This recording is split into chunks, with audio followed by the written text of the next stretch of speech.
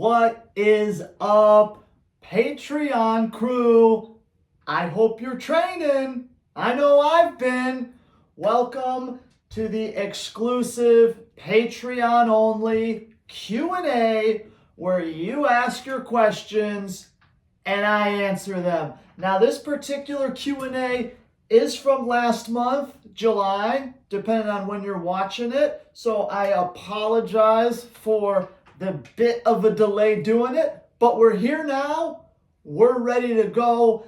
Lots of great training content posted this past month. Make sure that you're caught up on all of it.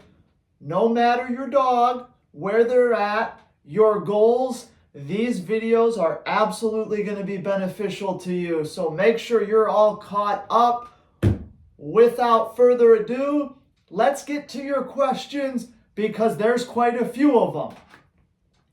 Question number 1 comes from James. Now, we're not going to get a great start off here because I'm not really sure what James is talking about, but I'll read it anyway. Maybe someone can enlighten me later. Hey Andy, do you teach your dogs through self-reinforcement? And if so, how do you use it? Thanks for all your help. You're a lifesaver and a legend. I paid him to say that last part. $5. I don't really know what you mean by self-reinforcement. I don't know what you mean by that. So probably not. So I probably don't use it.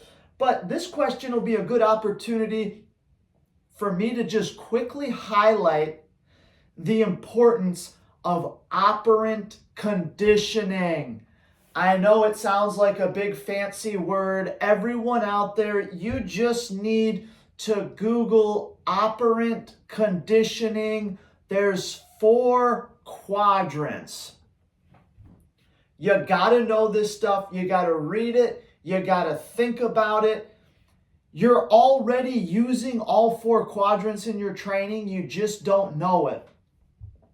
Operant conditioning is crucial to my training process. Let me tell you what operant conditioning is really quickly and really simply. It's how dogs learn. It's how they're conditioned to repeat or not repeat behaviors. Operant conditioning, it's how dogs learn. It's made up of reinforcement and punishment. That's it. And there's 2 kinds of both. There's positive reinforcement. There's negative reinforcement. There's positive punishment. There's negative punishment. Those are the 4 parts. Positive and negative in this context do not mean happy, sad. Positive, think about math. Positive, we add something. Negative, we take something away.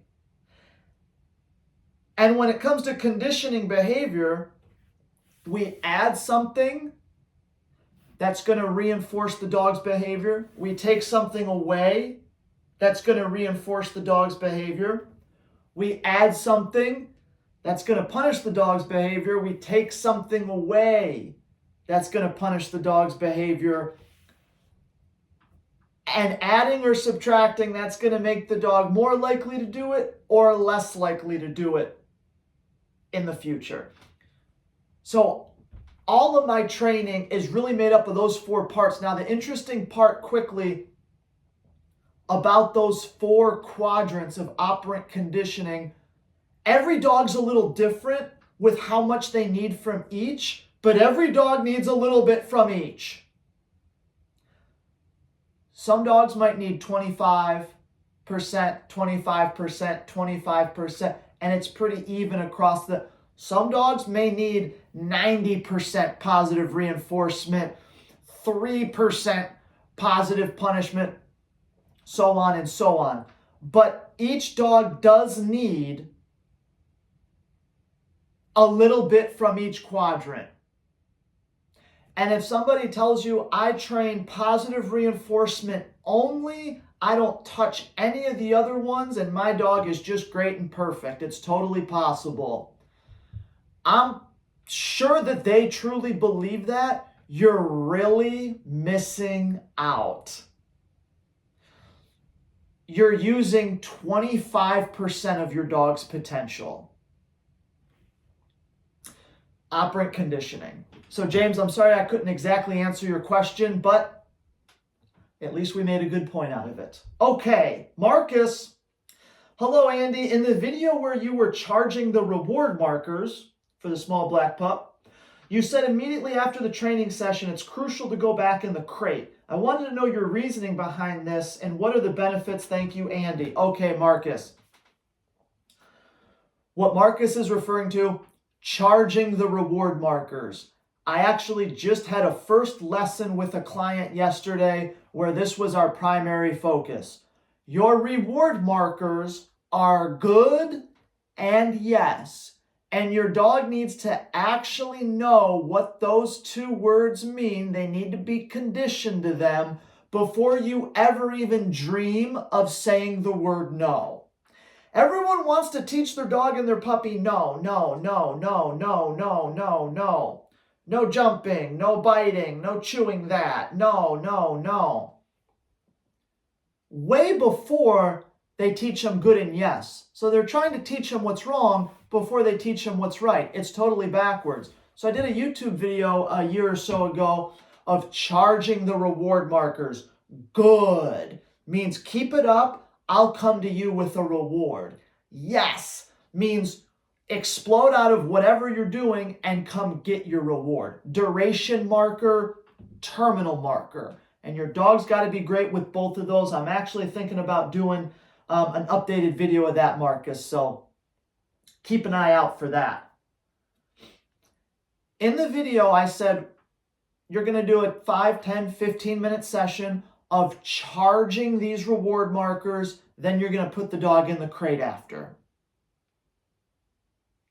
By charging the markers, when you say good, when you say yes, I want your dog to just start drooling before you do anything. Classical conditioning there. But I say, you finish the session, put the dog in the crate. Don't let the dog run around. Don't let the dog play. Don't do anything. Put the dog in the crate. And Marcus is asking why. Because that's when everything you just did over the past 15 minutes is really going to sit and sink in to the puppy's brain because they're in a closed crate in a secluded location and have nothing else to think about. So all that information you just installed really resonates with the puppy. It marinates in the puppy's brain. Whereas if you spend 10 minutes charging your reward markers and then, okay, we're all done. Go ahead and run around the house now. Do whatever you want. So the dog, good, yes, good, yes, good. Okay, good, okay. Hey, what are the kids doing? Ooh, look, he's got snacks. I'm going to go beg for some food with those snacks. Whoop, someone's at the door. What? You know what? I'm thirsty. I'm going to get, ooh, there's a shoe there. I think I'm going to chew that. When are we going for our walk? And as soon as the training session ends, the puppy or the dog's brain can go in a million different places. Not to say they just won't remember that at all, but it's not going to sit like it would if you gave them a solid 30 minutes of boring crate time afterwards. So that's a little bit of my logic there. Now, can I prove that? No, but just take my word for it. Okay, this one's from Raphael. Hey, Andy, just here applying everything I'm learning from you. We're doing better than ever. My pup is showing a lot of progress thanks to you and your ways of teaching. Sit down, stay are solid and continuing to build. Heel commands coming together. She's now understanding it. It's beautiful. Crate training. She's like a brown belt. Okay, that's good. And finally building the recall as well. Next stop, introducing the hurdle and bite work. Oh yeah, baby, we're training. Raphael sounds like he's doing good. He's feeling it. So far, I'm enjoying building all these commands, but I would love to know what tips you can give us about fading the lure. Mainly do I know when to start? Not because I'm trying to rush. Trust me, learn slow. But I'd like to know what signs I'll be looking for. Thanks for the Q&As. Okay, thank you, Raphael. This is a great question. And I have a great answer. fading the lure is a skill set in and of itself. It is an art form. Let's take sit, for example. Who doesn't know how to lure a sit? You take the food, you go like this with the dog, their butt hits the ground, you give them the food. You rinse and repeat, you rinse and repeat, you rinse and repeat until the point to where you take out the food, you go like that and the dog sits. And the dog sits. So Raphael's asking, when can I start the process of removing this and just do this? Sit. We have to bridge that gap with every behavior. He'll sit down, stay, recall, place, anything, spin, whatever, roll over. We have to bridge the gap from this to this. Sit, down, spin, roll over, come, place, free. Right? It's a drastic difference, and we can't cold turkey. It's a completely different picture to the dog. How do you know when you're ready to start? When the dog starts offering the behavior before the lure starts. Everyone can relate to this with sit. You get a new puppy, you get your little bag of training treats, you go in the kitchen, and you lure sit for 5 minutes. You do the same the next day, the next day, the next day. By day 4 or 5, you bring the puppy in the kitchen, you bring out your bag of training treats, you do nothing, and the puppy sits. Because they know, I know what pays my butt on the ground. And you don't even have to lure at that point. When the dog starts offering it on their own, that's when you know you're ready to name it and start fading the lure. First step to fading the lure is adding negative reinforcement. What I talked about in the first question, negative reinforcement is the first step to bridging the gap from a big lure to absolutely no lure whatsoever. I'll specify a little bit what I mean. Let's stick with the sit example. Your puppy, your dog just starts offering sit before you even get the chance to lure them. We have a leash on the dog, not a prong, not an e-collar, a leash and a flat collar, a slip lead, something like that. What you're going to do is you're going to take your slip lead. The dog is standing. You're going to apply a little bit of pressure straight up so that they can feel it. Then, and they're going to go, why the heck is he pulling on me like that? Then you're going to take your food, you're going to lure. The dog's going to sit. You're going to immediately relieve the leash pressure. You're going to feed him. You're going to rinse and repeat. But it's very important you apply that pressure before the lure. And that pressure cannot go away until that rear end hits the ground. If you always do that right before the lure, what's going to start to happen is you're going to bring the puppy in the kitchen, you're going to have your food, you're going to have your leash, you're going to go like this, and before you even get the chance to start to lure, the butt's going to go on the ground. Think of it as luring with the leash. This is the stage where we start to name the command. When you can lure with food, you can pressure with the leash, you say nothing, and the puppy knows this means sit, this means sit. Now you can start to name it, and that leash is going to help you fade out that lure. Now, sit. Good. Duration marker. Sit. Leash pressure, lure, butt on the ground, release the leash pressure. Good. Yes. Explode, rinse and repeat. Next thing you know, if you're doing your order correctly and you have an engaged puppy, you're going to go sit. And before you even get a chance to pressure the leash or lure the food, your dog's butt's going to hit the ground. you have faded the lure, my friend. So those are the steps. They are applicable to each and every obedience behavior. And you must use negative. I don't care how good they get at it with just food only, just positive luring. You must add in that negative because that's what's going to proof it. That's what's going to fade the lure. That's what's going to make it reliable until the end of time. Great question. Katie T. Let's have a drink. Salute.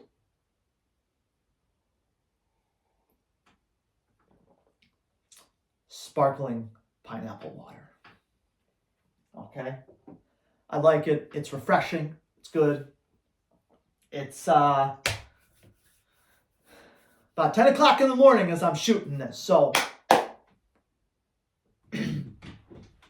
I already had my coffee. Hey Andy, new Patreon here. Welcome Katie. I've learned a lot already and I'm excited to implement it in my training. I was wondering if you could explain how to plan and structure a session before training with a dog. I don't really know how to properly and effectively plan my sessions. I feel like it's kind of undermining everything I'm trying to work on. Our sessions feel clumsy and disorganized. I think both my dog and I often finish feeling overwhelmed. Here's what you got to do, Katie. This is basic. And this is specific to Katie and her question. So this isn't like for everyone always all the time. Katie, you do one 15-minute session where you work on one single behavior at a time. Is it possible to do sessions where you work on everything? Yes, but we got to build to that point. Katie, you're going to do a session where you're exclusively working on sit. You're going to do another session where you're exclusively working on down. A session where you only load reward markers. A session where you only work on place. 15 minutes, done. Set a timer. Done. Your game plan. Go back to Raphael's question previously. Can I lure my dog into sit? Can I lure my dog into down? Yes. Good. Can I apply pressure on the leash to get them into a sitting down just as easily as the food? No. There's your 15-minute session. Sit. Good. Down. Good. It needs to be so simple. It really, really does. It needs to be very, very simple.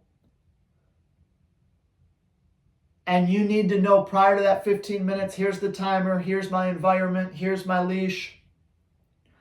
We're doing the place command, the climb command. I'm going to lure him first. I'm going to pay. Reward markers, some good, some yes. Boom, boom, boom. Now I'm going to do the exact same thing, but just add in my leash a little bit first. Bam, bam, bam. The next day, same session. Next day, this dog's flying to the bed. He's beaten everything. I'm going to add the word. So break it down a little bit like that. Don't make it too complicated. Don't work on everything at once. And don't just lure the dog around. And that's your game plan. Hope that helps. Okay, this one's from Ellie. Hello, Andy from Norway. I'm new here after I got inspired from your YouTube videos. Thank you so much for sharing. We're doing basics. Food drives getting up. She's quick and happy. I've done some no-nos earlier. Her sit isn't straight. Her down isn't straight. I've used several praising words without system. We're starting from square one. Great. So not much of a question there, but shout out to Ellie. That sounds good. Guys, I go back to basics with my dogs all the time. Think about you're a musician or you play piano, you play the guitar. Let's say you can play a whole bunch of complicated stuff. You still need, from time to time, to go back to practicing very basic songs, very basic scales, because it's just good for you. Everything more complicated is built off of that. So even the most advanced dogs, even titled dogs in dog sports, get out your food, work on straightening up their sit, work on straightening up their down. Do a session where you load reward markers. Always go back to basics because you're never too good to go back to basics. There's a quote that I like in dog training where it says, novices always want to work on advanced things. Experts always want to work on the basics. So when I get a new board and train, most of the time the client goes, I want an off-leash recall. I want an off-leash recall. I want to be able to let my dog off-leash anywhere, anytime, and call him back, and they always come back first time every time. It's a great goal. It's very possible. It's extremely advanced. And I say, that's great. But, and I love you. I tell him I love him. I love you. You're not able to properly hand feed your dog and load reward markers. Maybe the most basic session you can do. So we need to be there before we unleash the dog at the park around other dogs and start yelling for them. Basics, basics, basics. Thank you, Ellie. This one's from Adam. Andy, what's up? Question on training session length. Wait, what? We're always training. It's a good one, Adam. But in a set time, you're going to train something specific. How long do you like to go? Let me stop there because it's long. If I'm training something specific, how long do I like to go? 10 minutes, give or take. Because I want the dog to end still pretty on fire. I don't want the dog totally gassed in this context. This isn't to wear the dog out, it's to teach something. So I don't want the dog dead at the end. Diminishing return. But 10, sometimes even 5. Closer to 10 though. That's a good time. Some out there say a little session, 1 to 3 minutes, a bunch throughout the day, and this is part of little puppy stage 2. Yeah, maybe 1 to 3 minutes for like an 8, 12-week-old puppy, you could do it. But even with them, I'll stretch it closer to 5. Quitting while ahead, yep. You seem to do longer sessions regularly. My session's usually around 20 minutes. Depending. Yeah, 20s, just depends. 20's not crazy. Yeah, I would say it depends on the dog and the handler. Yep.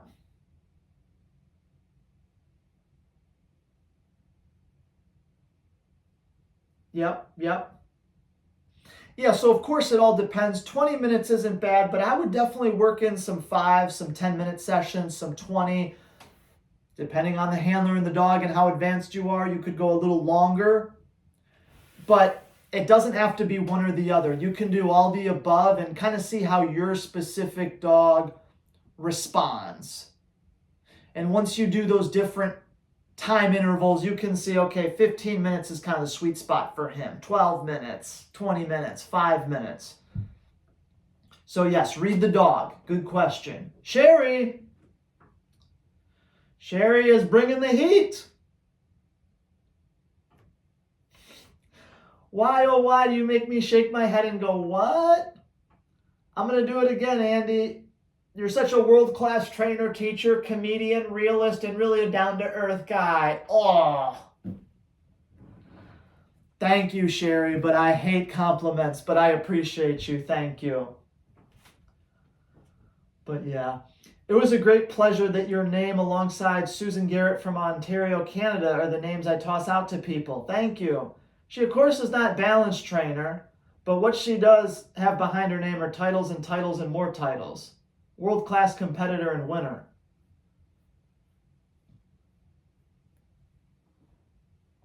In bite sports? I'm not too familiar. So like you, she is what she says she is. and her dogs and the dogs she trains are awesome.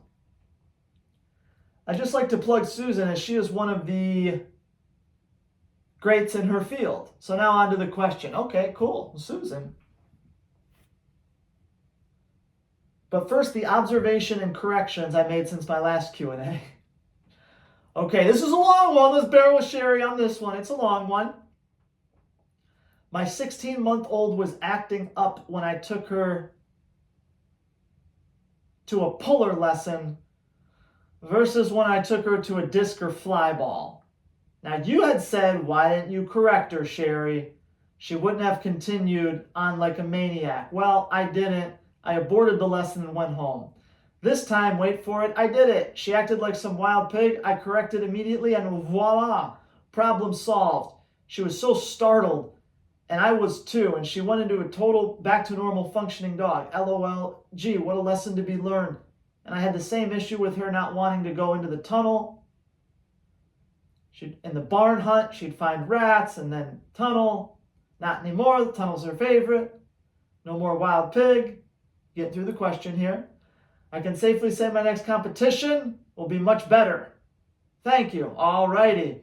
And here's the question. So let me just sum that up real quick because it can't apply to everyone. Everyone, I'll hear all the time, well, my dog did this, my dog did this, my dog did that. I don't want my dog to do this. I don't want my dog to do this. And I sometimes sit there and go, why didn't you correct the dog? And then people will say, I did. They kept doing it.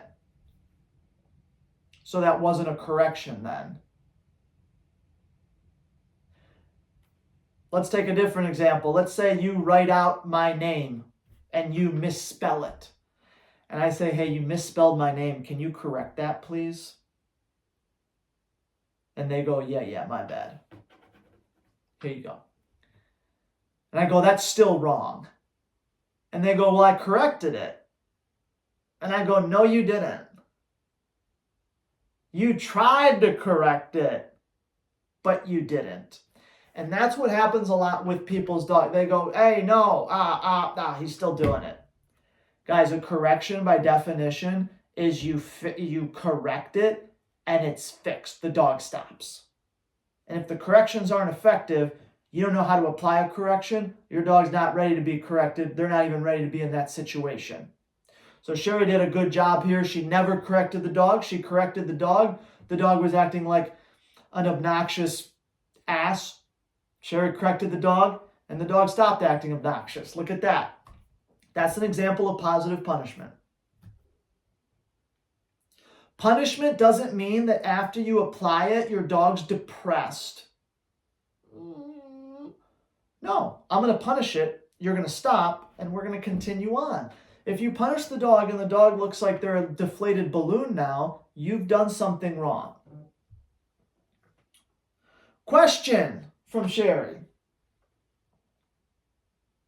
My dog was acting up because she didn't understand what I was asking her to do. Is it that my dog was acting up because she didn't understand what I was asking her to do? Or was it me who wasn't able to communicate? Wasn't so much a behavior emotional state she was in?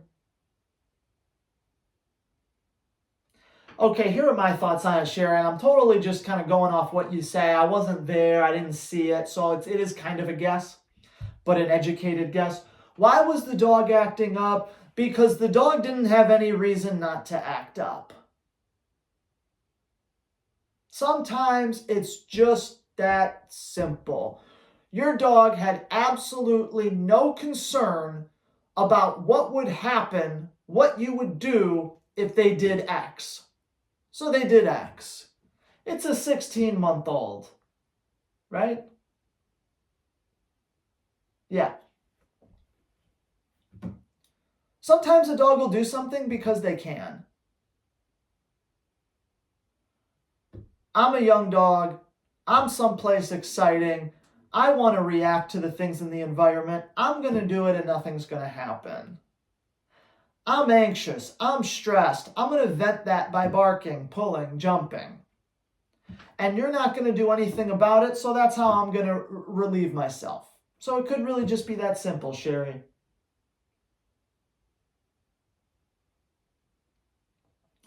Okay, another quick one from Sherry. When am I going to compete next? I'm looking to host a trial here, maybe this fall, maybe in the spring. Will it be live streamed? Probably not, but I'm going to be competing as a handler, but I'll film the whole thing and post it.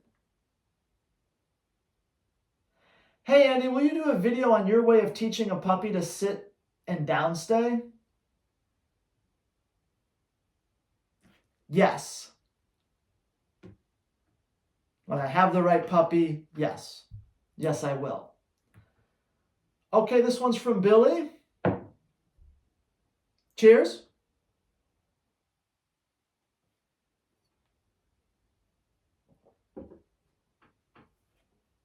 For the past 2 years, I bring my dog to the same 2 spots every day to play and train. I'm now bringing him to the training field where these IGP people let me train with them. All he wants to do is sniff around. He pays no attention to me whatsoever. No interest in playing. When we go to the usual spots, when we get there, he starts looking at me and getting ready to go. Seems like any new place with any kind of dog smells, I have zero engagement. What should I do? Billy, you need to go back to absolute basics, and you need an insanely hungry dog. Forget about the play right now. You go to that IGP field, your dog is starving. You bring the dog out, shove food in its face, feed it. Shove food in its face, feed it. Bring it up to your eyes. Good. Yes. Feed it, feed it. Literally back to the first session you would ever do with any brand new puppy, and build from there. And you know what? 2 years and your dog... Correct the dog too. They go to sniff around. Hey, pop, pop, pop, pop, pop, pop. Hey, pop, pop, pop. Shove food in their face. They're starving. He puts his nose down, on the leash. But don't break the dog's spirit. Don't rip their head off. Hey, knock it off. Sniffing because it can. Add something that's going to make it less likely for the dog to want to sniff in the future. That dog has to be frickin' hungry, Billy. And you don't start going out there, all right, heel, sit, stay. No, feed. 10 minutes, put it in the car, go home. That's the session you need to do right there. Okay, this one comes from Renee. Hey, Andy, I got a question about a 4-month-old puppy who's still pottying in his crate. Sorry to hear that, Renee. That's unfortunate. There's nothing in it.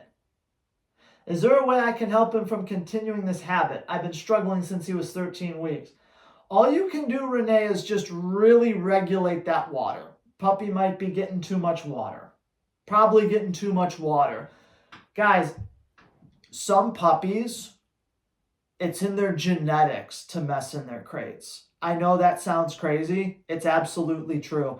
I don't know if that's the case for Renee's puppy, but that's true. All you can do is regulate the water very carefully, let it out often, write down every time it pees. Over the course of a couple weeks, you should maybe start to see a trend. That's about all you can do there, Renee. Too much water, though, I bet. Too much water.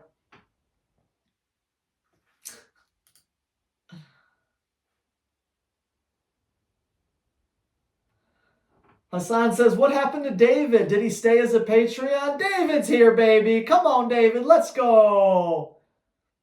Yeah, I really laid into David, but it was very funny. David knows my sense of humor. It was all fun. David's still here. I have a 3-year-old Chihuahua.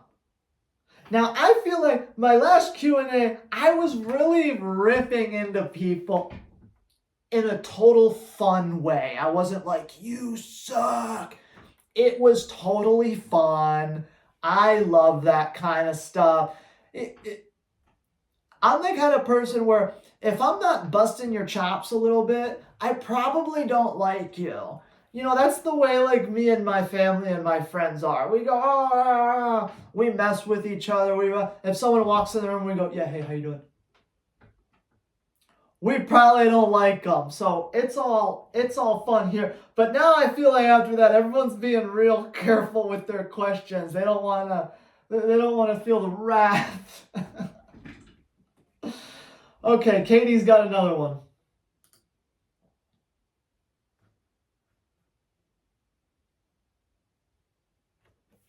I have a 3-year-old Chihuahua. I've done training with her since she was a puppy, but I'd like to get more serious with her training. She's crate trained, but recently we've been dealing with separation anxiety. I know you say a dog's lifestyle has a lot to do with their behavior. If possible, can you explain how to create a proper lifestyle for an adult pet dog? I understand it'll look different from person to person, but generally speaking, what might an ideal day look like for a pet dog in training with proper lifestyle? And below, Adam posts a couple of links to me touching on this before. So thank you, Adam. Katie, hopefully those links helped you, but I will give you a little answer here.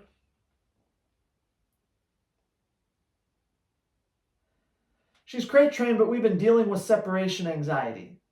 And I don't know exactly what that means, but let me just guess a little bit and just kind of guess a little bit, Katie. You put your 3-year-old Chihuahua in the crate and they make noise. Guys, at 3 years old, and we've been crate training since day one, if my dog's making noise in the crate, I'm going to go up to that crate and you know what I'm going to do? Hey, be quiet! And I'm going to walk away. I'm going to correct the dog. That's punishment. That's positive punishment. I get a new 8-week-old puppy, 12-week-old puppy. I bring him home, I put him in their crate, I leave the room, the dog goes batshit crazy. Excuse my language. It's a kid's show. The puppy goes batshit crazy. Negative punishment. I completely ignore the dog. I don't go in the room at all until they're quiet. Everyone knows that. It's negative because I'm removing what the puppy wants me. The puppy wants me to run into the room and be like, what's wrong? And then open the door and let him run out and like kiss him and play with him. That's what the puppy wants. But the puppy gets the opposite of that. I disappear. I take myself away. And it punishes the behavior because it's going to make the puppy a lot less likely to continue it in the future because they're yelling and causing a fit because they want you in. But when you don't come in, they go, well, I'm just wasting my time and energy here because this guy doesn't give a crap. An older dog, negative punishment isn't going to work. They're going to go on and on all day. A puppy's not ready to be punished positively. An older dog is. I walk in the room and I smack the crate. I go, hey, quiet. And I walk out of the room. I do that once. You know what I mean? And if the dog doesn't respond to that, you got big problems. But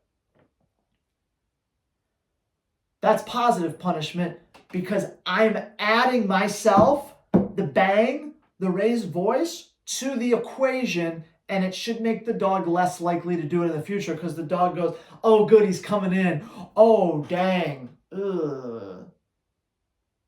He's pissed.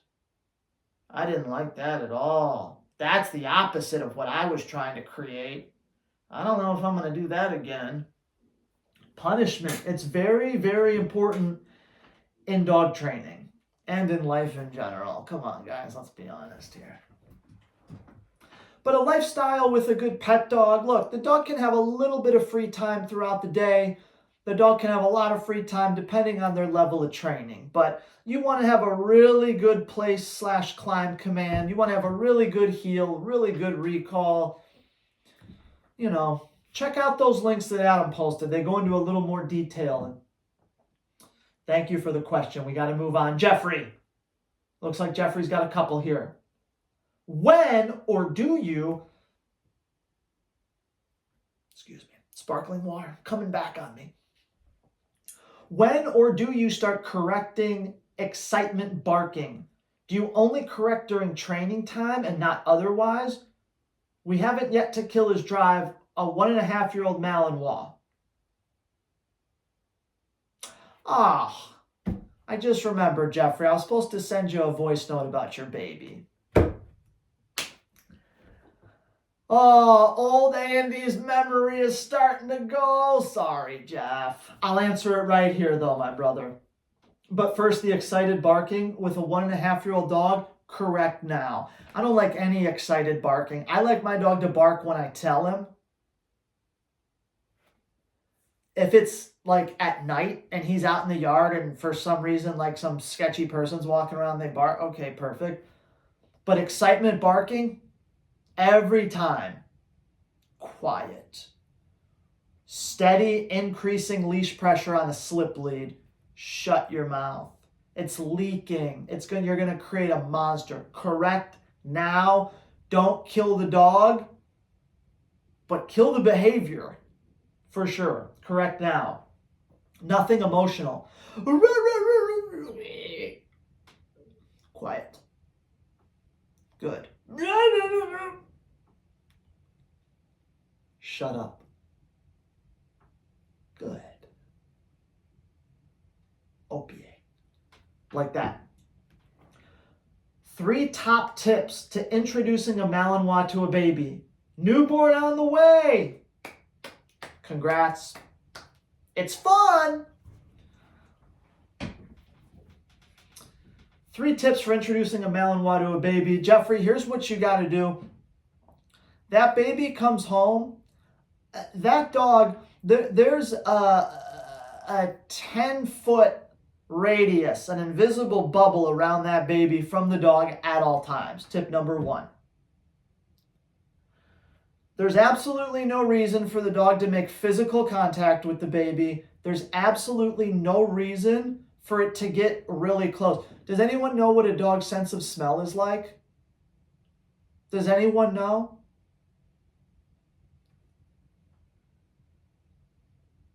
A detection dog that's trained to sniff drugs, if somebody freaking 3 blocks away has cocaine, your dog's gonna go nuts. Their sense of smell is outrageous. Your dog doesn't need to be here smelling baby. Your dog needs a great place command. Go to your bed and stay. Baby's in the room. You can smell all you want from your place. If you whine, I'm going to correct you and tell you to shut it. That's how you do it, because this is going to create a lot of respect around the baby. Baby space must be respected. And just wandering up into the space isn't very respectful. The baby's one of us. We make the rules. You stay over there. 6 months like that, for sure. And if the dog isn't on the place and they're roaming around, when they start to get close, hey, get back. No, get. Hey, get. Be serious about it, but don't be like a hard ass with your dog. Get out of here. Just, hey, no, you're not coming over here. Get out of there. And this is going to set the stage for the future. The dog respecting the baby as one of you instead of thinking it's one of it. There's this viral video that,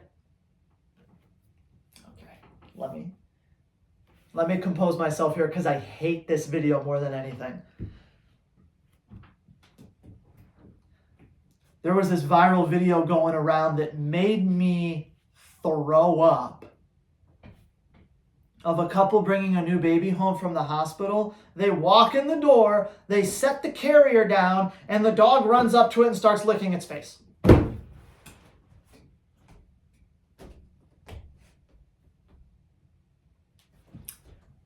And everyone loved it. Oh.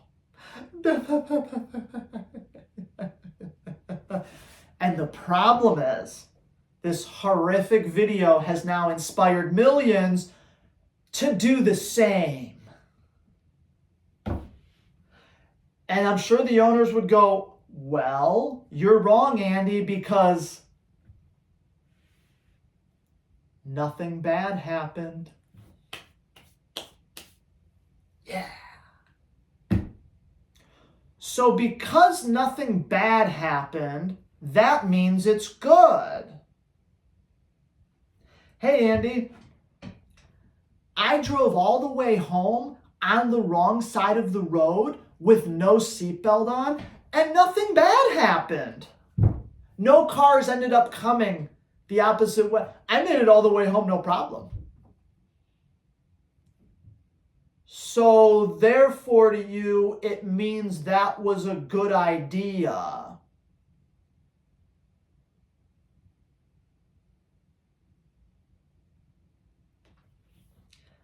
I can't stand that. I really can't stand that. And I know it's fun for people to go, now Jeffrey's got me all excited now. Jeff's got me excited. I know it's so fun to go, oh, my dog's the king of the house and they really rule the roost over here. And I get it, and that's fun, and I get it. But so the dog does not own the house, and the dog is not in charge, though. Like, can we, like, no, yeah, like, for sure. Hey, king of the world, we love you. You're the best. But, like, honestly, like, it's our house. Like, we're responsible for this dog, right? You can't have this dog thinking, this is my house, this is my baby, but it's not your baby. See, it's our baby. It's not your baby. If a dog thinks that a baby is their baby, it's their litter mate, they're going to mouth it. They're going to play with it. They're going to wrestle with it.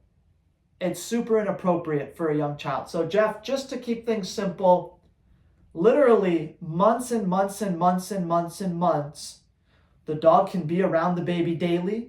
You can have the baby in a carrier and take the dog for a walk. I know the 10-foot bubble, but I mean, of course, there's exceptions. When healing, you can have the baby here, you can have the dog here. Dog starts trying to go up in the business. No, heal. No, don't worry about the baby. Heal.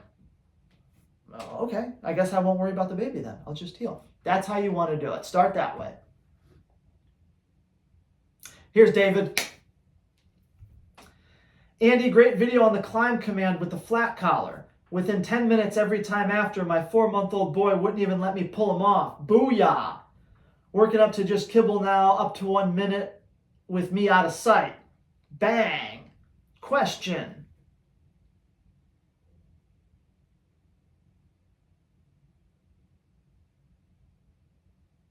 Okay, I don't get it.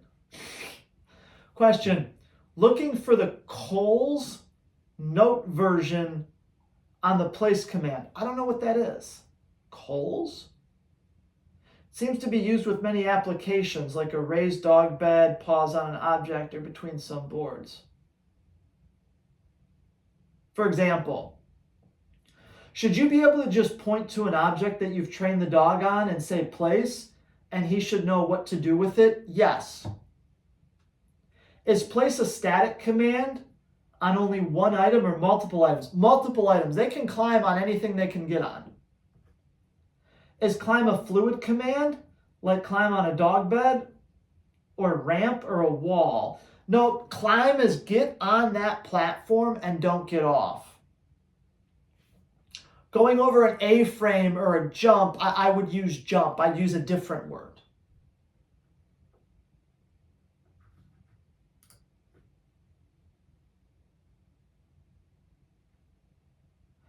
Cool. Jalen, hey Andy. Surprise, not a decoy question. Jalen's an up-and-coming decoy. I'm at a point where I want to start really honing in on refining my healer's stationary commands, like standing in place. A really nice sudden drop in or down command. In place, sitting, etc., with minimal excess movement to give her a target area and boundary to work with. Would you advise a stationary board to assist with this, or do you believe it's unnecessary? Adam says, to add to this, if one doesn't have a board, could you just place an object to ensure less movement? Yes and yes, guys. Yes and yes. You already know.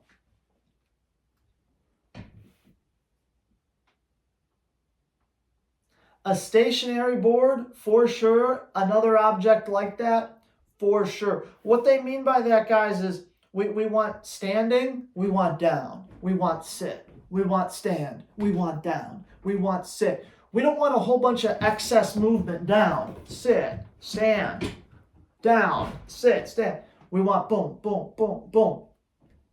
So they're asking, can we use some sort of a board, some sort of a physical target to keep the dog's paws in one play? Definitely. I highly recommend that.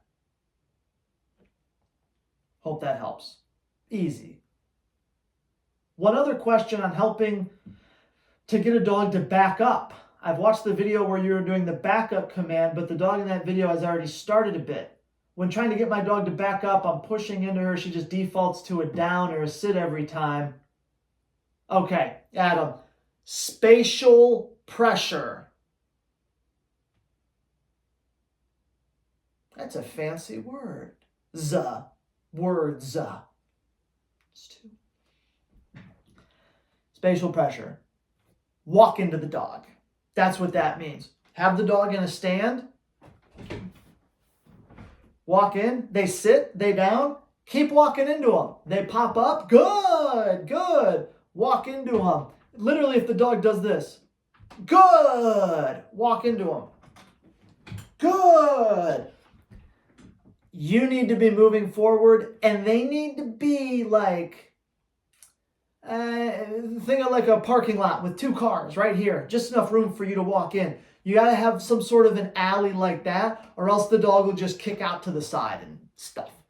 So you need them in front. Walk in, walk in, walk in, walk in. Food. Bop, bop, bop, bop.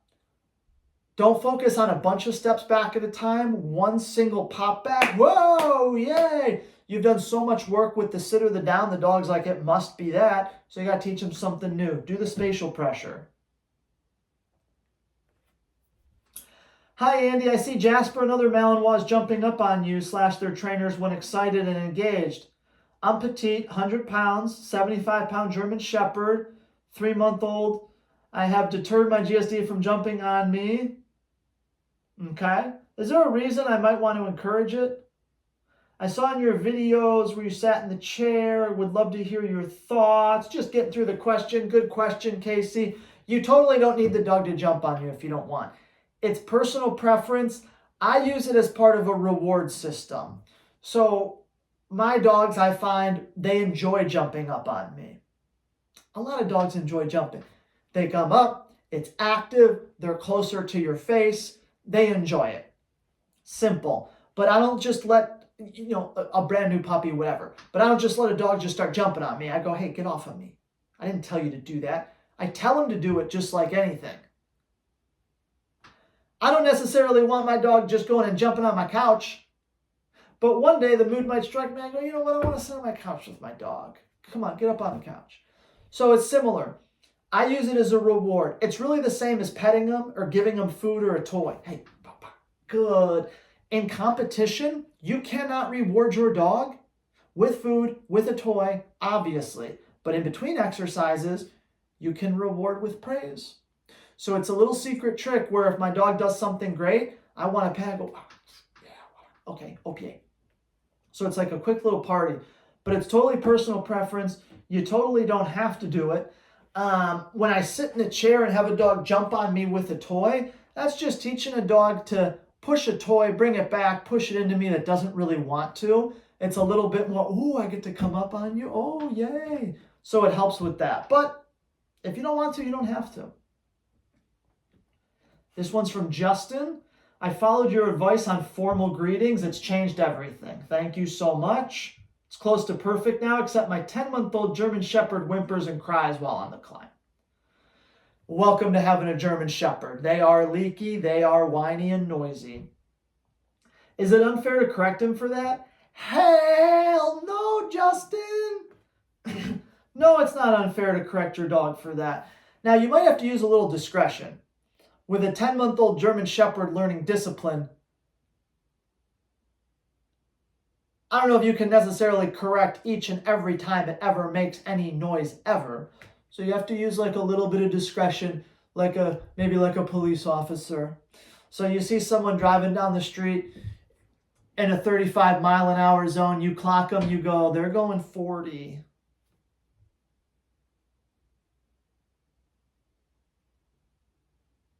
I'll let that go. Vroom. Someone drives by, they're going 50. You getting pulled over. So your dog,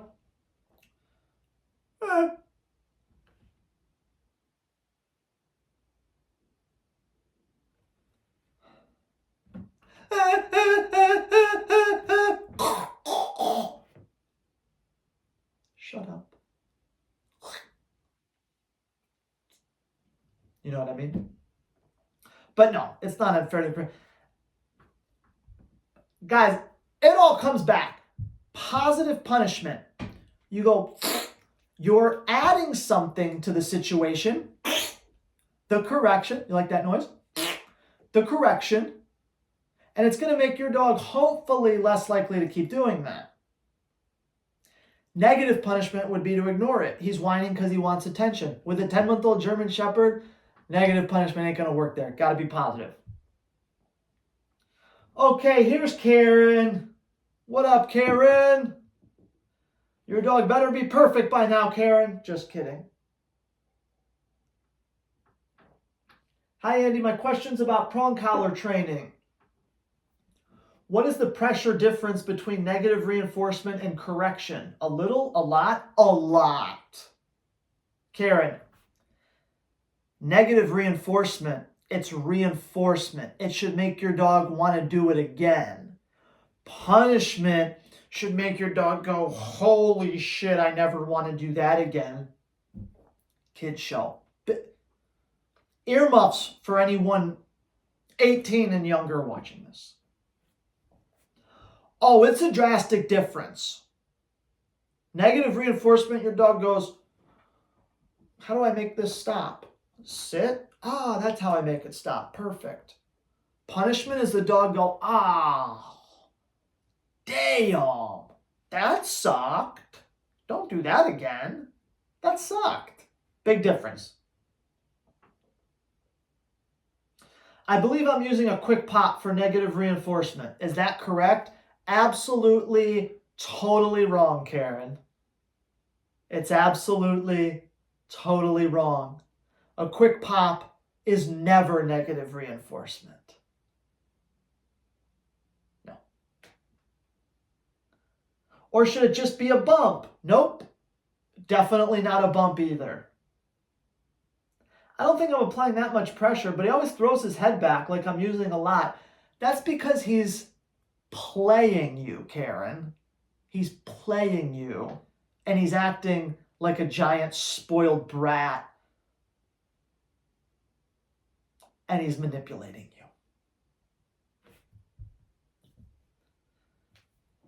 It'll make sense. Hold on. Bear with me, Karen. Please bear with me. Should I start layering in an e-collar? Absolutely not. No, you shouldn't, Karen. If you have not mastered the leash and the basics, don't even say e-collar to me, Karen. Don't say e-collar to me.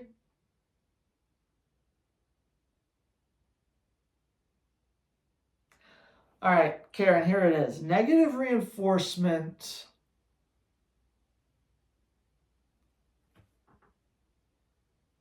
It's continuous leash pressure till the dog achieves the behavior. It's not a bump. It's not a pop. It's never a split second. It's climb. Good. Sit. Good. Down. Good. Come. Good. A pop. Boom. Pop. Boom, boom, boom. That's punishment. That's when you have your dog out and he sees another dog and he lights up and starts going insane. Pop, pop, pop, pop, pop. Shut it. Punishment. Negative reinforcement. Good. Good. Good. You're luring with the leash. I hope that helps. Karen, thank you for being a good sport. She's got one more. The video where the Malinois puppy is so focused with all the distractions. Is this an exception? Is there such a big difference in focus and intensity between a Malinois and a GSD? No, you could do this with any dog. Could be a Lab, could be a Yorkie, could be a Malinois, could be a German Shepherd, could be a Great Dane, it could be a Husky. How many dog breeds could I rattle off the top of my head? Probably a lot. Any dog ever. It's the foundation. That Malinois puppy from day one has had good engagement training. Your dog could absolutely do that, Karen, in a number of sessions. 1000%, no doubt about it. Any dog can achieve that with the right approach.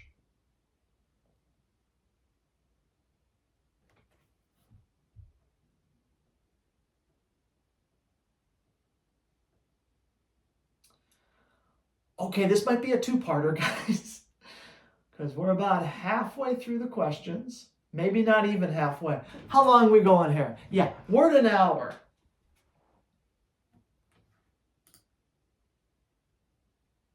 Let me answer this one more question, and then I'll come with part two, because this is a lot to upload. You know what? To heck with it. Let me end this one right here. We're about halfway through. I'll do the part two. Let me just literally shut the camera off, turn the camera back on, so I have two separate videos. I'll upload them separately so that it's not a monster. And sometimes if I upload like a 2-3 hour video, a lot of people could have problems with that loading and buffering and blah, blah, blah, blah, blah. Okay, so there's part one, y'all. I'm going to see you back in a few for part two.